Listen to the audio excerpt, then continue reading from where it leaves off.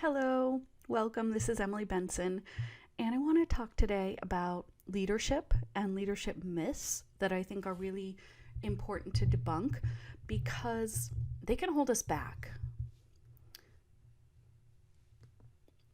So, this is me. I'm a career coach, an academic, and a feminist. And after more than 20 years of studying careers as both a practitioner working in HR and as an academic, I launched the Rising Career Academy to support women as all of us navigate career and life challenges.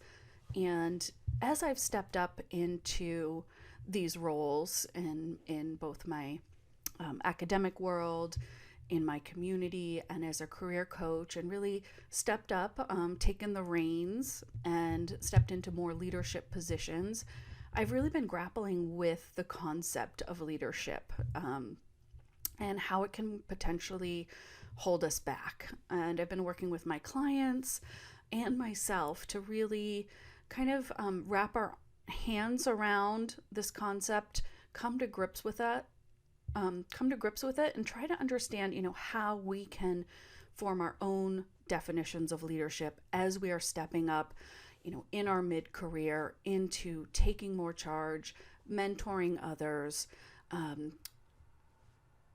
influencing others, right?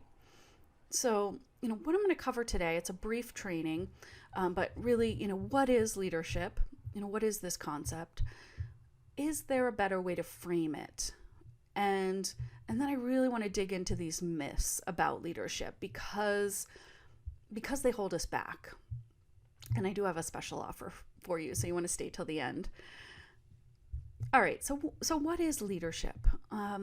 This is a term, I've read a lot about it in feminist management literature in my academic life. And, it's a word that has a lot of masculine connotations, right? A lot of images of strong male role models. So, when women are confronted with the term, it's harder to have to shape a picture of what that means from the female standpoint, right? And the truth is, this is just a concept and we can form our own images around it to some extent, but we really have to understand, what is popping up into our head when we think about this term, right? So what do you picture when you think of a leader?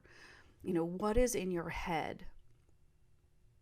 Is it sort of this visionary? Is it someone, probably a man, steering the ship like a ship captain? Is it someone who's more authoritarian and really, forcefully kind of takes the reins and is really putting their own vision into place, by hook or by crook, right? Pushing other people into his vision. Or is it someone who, has a level of compassion, who is empathetic to others and is willing to sort of work with others and understand others as they move into their own role as leaders? So this is just, something to really think about as you think about moving into a leadership position in your life, whether it's in your current organization, in your industry in general, in some form of community. What is your baggage, I guess, around this term leadership? And, what do you want? What do you really want? Right? So we have our baggage on one end and then what we really want on the other. Leadership as a concept, is really simply the ability to influence other people. And there's millions of ways to do that. I think the term leadership has a more narrow definition in terms of how it's commonly thought about. So maybe we have to find our own words that, better describe what you want to do, as you move into more senior roles in your career. Is it building community? Is it mentoring others, right? Is it shaping others? Is it simply having more control over your own life?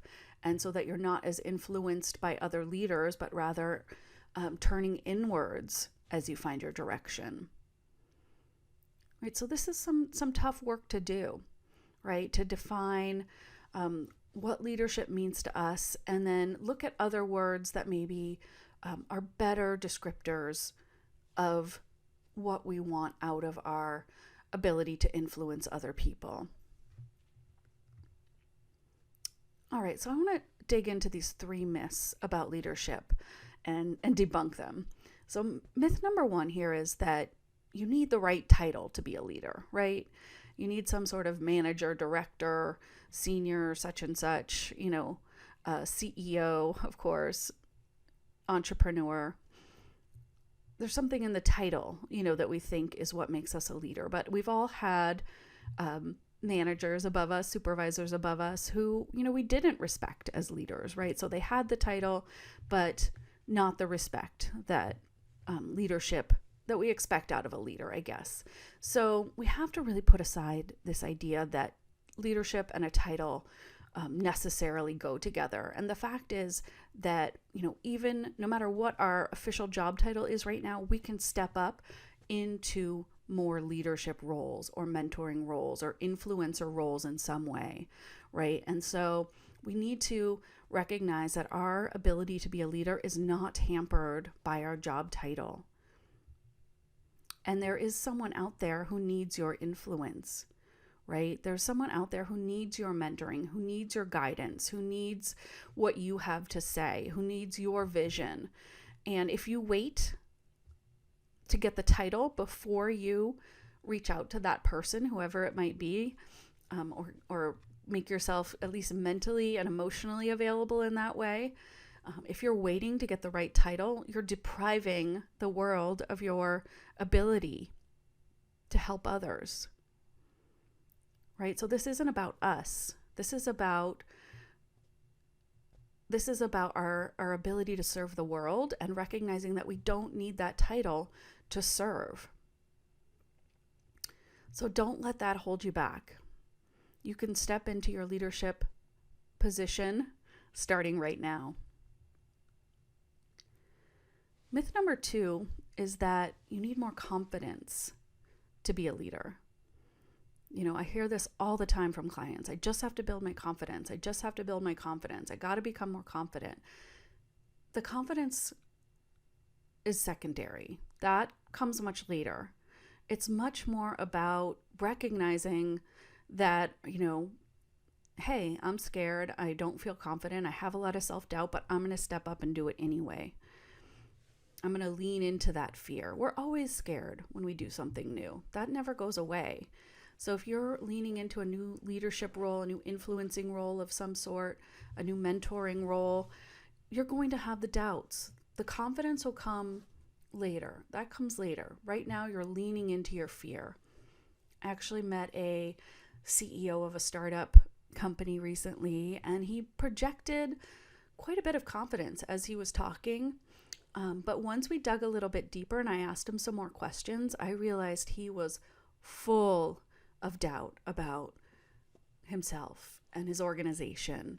And, but he was saying, what, I'm working with that anyway. Of course it's scary to be borrowing millions of dollars from investors. And of course it's scary to be putting myself out there in this company that hasn't proven itself yet.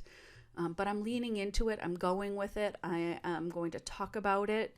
I'm going to gain knowledge. I'm going to talk about it with authority. I'm going to serve others. And in this role, I believe in the mission of this organization. I believe in my employees.